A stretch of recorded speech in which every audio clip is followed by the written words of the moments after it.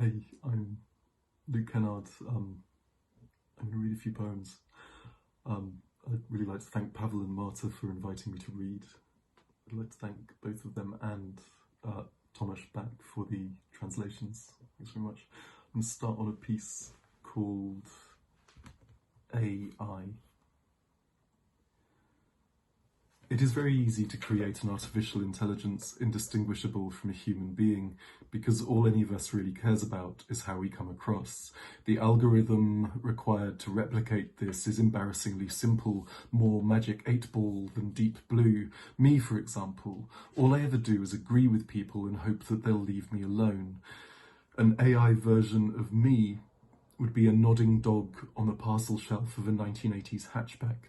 You are better than me. But the AI version of you would just be the same nodding dog with a small tape recorder attached, playing a loop of, really? Is that really what happened? Is that really what you think? And people would say they are made for each other because they are so different. Nodding dog 1 is sweet but subservient, while nodding dog 2 doesn't suffer fools gladly, and somehow it works because opposites attract. Do you, nodding dog, take this other nodding dog, forsaking all others? Yes. Really? Is that really what happened? Yes.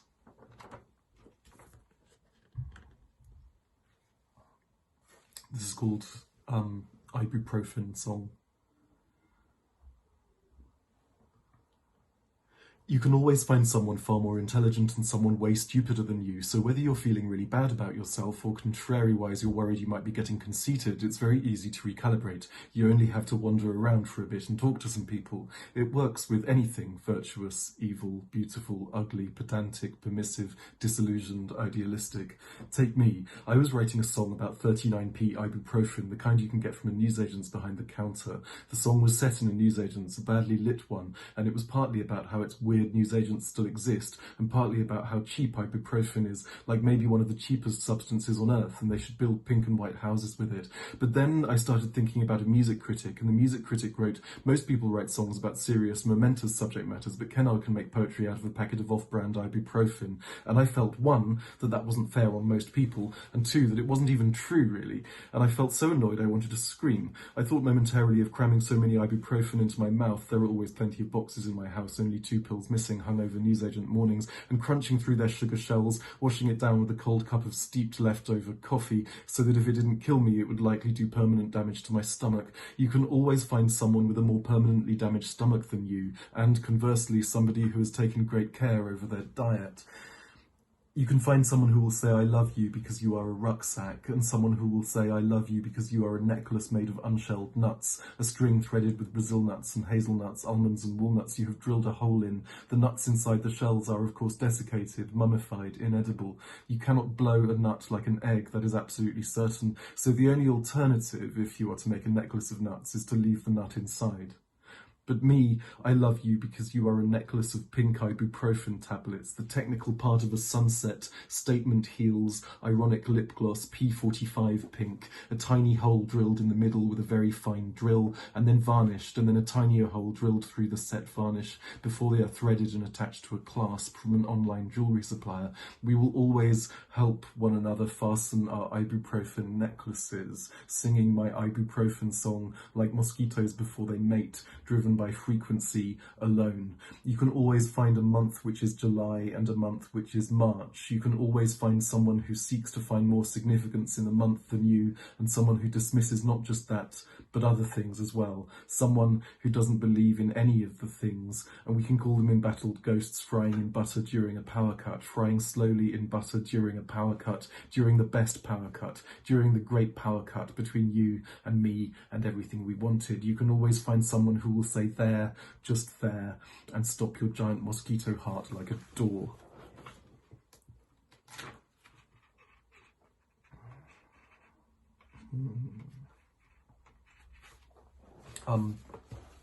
Finish on this one, which is called Filter.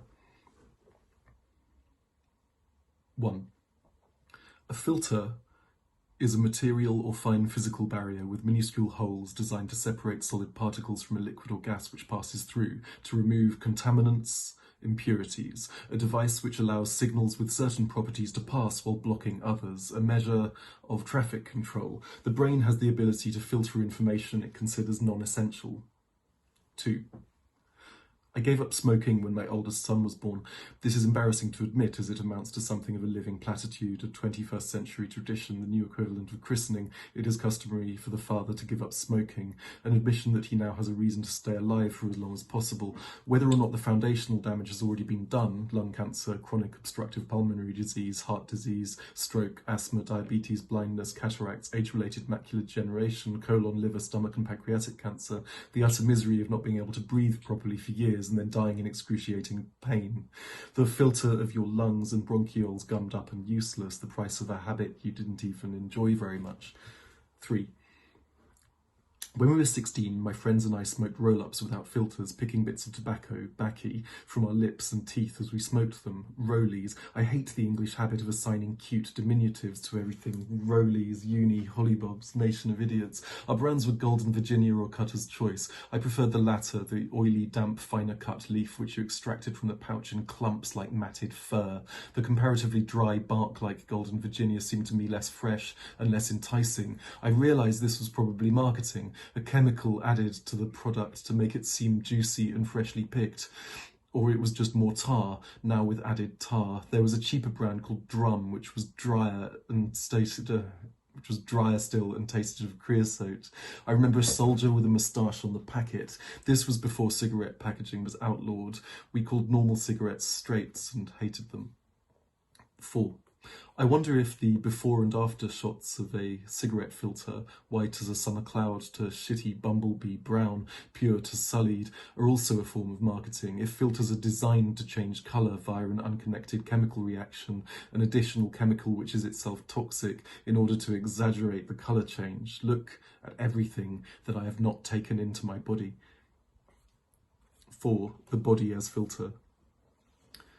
5. The Hungarian inventor Boris Avias patented the first cigarette filters in 1925. He used crepe paper. The first filter-tipped cigarette to be marketed to a smoking public was the Viceroy from B&W in 1936. The filter was made of cork. I have whittled a cigarette filter out of a wine bottle cork. It's not very nice, but the reason most contemporary cigarette filters are brown and illustrated with paler flecks is a visual reference to this, an imitation cork tip. The cellulose acetate filter was patented in 1952, but it was 2 years later that the Winston achieved any kind of significant market penetration. How much else, I wonder, do I fail to decode? A picture of a cork on the end of a cigarette, a surname defining an ancestor's job, character, situation, the mere symbols we live with. This is not the world. 6. Later at uni, I smoked only after writing 500 words of an essay, but this became 250, then 100, until by reading week I felt myself incapable of writing a sentence unless I had a lit cigarette in my hand. This was the early days of dial-up internet, and people were still getting their heads around it, spending upwards of an hour downloading a grainy 3-minute pornographic film, people cutting off their own fingers, snuff movies. 30-second film, I was told, of a woman saying snuff movies do not exist, then being shot in the head. Some horrible curiosity bid me to stay in the room, but some other force made me walk out and ignore my hallmates laughing at me before the clip had started. I was being a prude. I said I had some work to finish. When they told me about it later over dinner, they were sad. One of them vowed to turn private detective and find out who had made the film. There are things you take in which you can't put out again. 7. Inhale, from the Latin inhalare, breathe in some things that stay. 8. Cellulose acetate is a form of plastic which can take anywhere from 18 months to a decade to decompose. The last time I was in Paris, I was given a €60 fine for flicking away my cigarette butt, which now makes more sense. 9. Filtration is the process by which the particulate and gaseous phase of tobacco inhalation is modified. The smoke passes through the filter, which removes the tar. The filter does nothing to remove several other toxins, such as carbon monoxide. Tar is a resinous combusted particulate matter, an umbrella term for countless carcinogenic and mutagenic agents. All that has really changed is the type of tumour rather than the frequency. 10. We sat under the vast canopy of a plum tree in my friend's garden. The plums grew high and dropped only once they were rotten, food for wasps and birds rather than humans. We revised for our biology GCSEs, chlorophyll, mitochondria, partially permeable membrane. 11.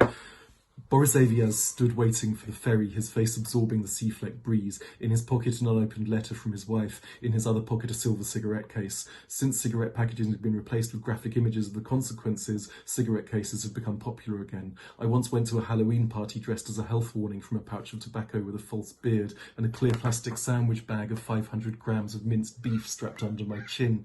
The costume was initially amusing, but the minced beef soon started to smell and to spill, and I took it off, offering to make a chili, which was refused. 12. My friend sees her faith as a kind of filter. To go through the filter of prayer, of confession, repentance, and communion is to be purged of all your vileness, to emerge, however temporarily, in a state of grace, to be fitted with a new filter. But to live is to use your filter. You are sullied again within a fraction of a second, a fraction of a thought. This is magical thinking, or perhaps not. I am so in love with her I fantasize about being hit by a car when I cross the road. In my fantasy, I am badly hurt, but not so bad that I cannot text her from the ambulance, I have just been hit by a car.